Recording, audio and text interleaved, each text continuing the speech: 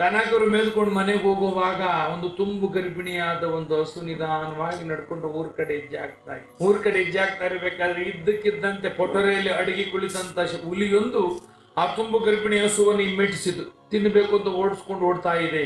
ಎಲ್ಲ ಹಸುಗಳು ಗಾಬರಿಯಿಂದ ಚಲ್ಲಾಬಿಲ್ಲಿಯಾಗಿ ದಿಕ್ಕಾಪಾಲವಾಗಿ ಬೋರಿಗಡಿದ ಧನ ಧನ ಧನ ಓಡಿದವು.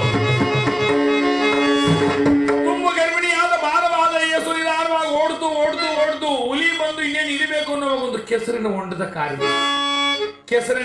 ಕಾರಿ ಬಿಡ್ತು. ಆರಿದ ಆ ಹೊಂಡದಲ್ಲಿ ಊದ್ಕೊಬಿಡ್ತಿದ್ ಪಾಪ, ಮೇಲಕ್ಕೆ ಬರೋಕ್ಕಾಗಿಲ್ಲ. ಹುಲಿ ಏನ್ ಮಾಡ್ತು, ಹಿಡಿಬೇಕಂತ ಇದು ಆರ್ತು. ಸ್ವಲ್ಪ ದೂರದಲ್ಲಿ ಹಸ ಅದ್ರ ಹಿಂದೆ ಹುಲಿ ಬಿದ್ದು ಬಿಡ್ತು. ಇದು ಕೆಸರು ಊದ್ಕೊಬಿಡ್ತು. ಇದು ಕೀಳ್ತಾ ಇದೆ ಕಾಲು, ಅದು ಕೀಳ್ತಾ ಇದೆ. ತುಂಬ ಗರ್ಭಿಣಿಯಾದ ಹಸು ಕಿತ್ತು ಸುಮ್ಮನಾಯ್ತು. ಹುಲಿ ಸುಮ್ಮನಾಗ್ಲಿಲ್ಲ. ಕೀಳ್ತಾ ಇದೆ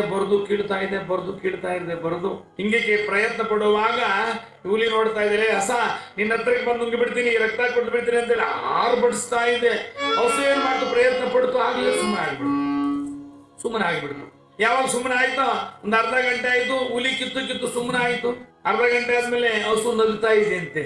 ಅರ್ಧ ಗಂಟೆ ಆದ್ಮೇಲೆ ಹುಲಿ ಕೇಳ್ತು ಹಸುವನ್ನ, ಹೇ ಪಾಪಿ, ನಿನ್ನ ಹತ್ರಕ್ಕೆ ಬಂದು ನುಂಗಿ ಬಿಡ್ತೀನಿ ನಾನು ನಿನ್ನ, ಅದು ನಗ್ತಾ ಇದೆಯಲ್ಲ, ಏನಯ್ಯ ನಿನ್ನ ಧೈರ್ಯ ಅಂತ ಹುಲಿ ಬಂದು ವ್ಯಾಘ್ರ ಹಸುವನ್ನ ಕೇಳಿದ್ರೆ ಹಸು ಹೇಳ್ತಂತಲೇ, ಹುಚ್ಚ ನೀನೇನೋ ಬಂದು ನನ್ನ ನುಂಗೋದು, ಮೊದಲು ನಿನ್ನ ಪ್ರಾಣ ಉಳಿಸ್ಕ್ಯ ಹೇಗಯ್ಯ ಅಂದ. ನೋಡಿ, ಅರ್ಧ ಗಂಟೆ ತಡ ಆಯ್ತು, ಇನ್ನು ಅರ್ಧ ಗಂಟೆ ನಾನು ತಡವಾದ್ರೆ ಮನೆಗೆ ಹೋಗೋದು, ನಮ್ಮ ಯಜಮಾನ್ ನಾನು ಹುಡ್ಕೊಂಬರ್ತಾನ. ನಿನ್ಯಾವ ಹುಡ್ಕೊಂಬರ್ತಾನೋ, ಈಗಾಗಲೇ ಅರ್ಧ ಗಂಟೆ ಆಗಿದೆ, ನಾನು ತಡ ಆಗೋದು.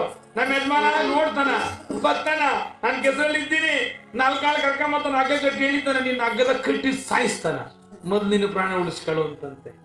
ಪ್ರಕೃತಿ ದತ್ತ ಒಂದು ವರ್ಷಕ್ಕೆ ಒಂದೇ ಮರಿ ಆಗ್ತದೆ ಜಿಂಕೆ. ಆ ಜಿಂಕೆಯ ಸಂಖ್ಯೆ ಏರಳವಾಗಿದೆ. ಆ ಜಿಂಕೆಗಳನ್ನ ತಿಂದು ಬದುಕ್ತಕ್ಕಂತ ಹುಲಿ, ಸಿಂಹ, ಚಿರತೆಗಳು ದಿನಕ್ಕೆ ವರ್ಷಕ್ಕೆ 2 ಸಾರಿ 4 ಮರಿ ಆಗ್ತಾವಂತೆ. ಅವು ಸಂಖ್ಯೆ ಕ್ಷೀಣಿಸ್ತಾ ಇದೆ.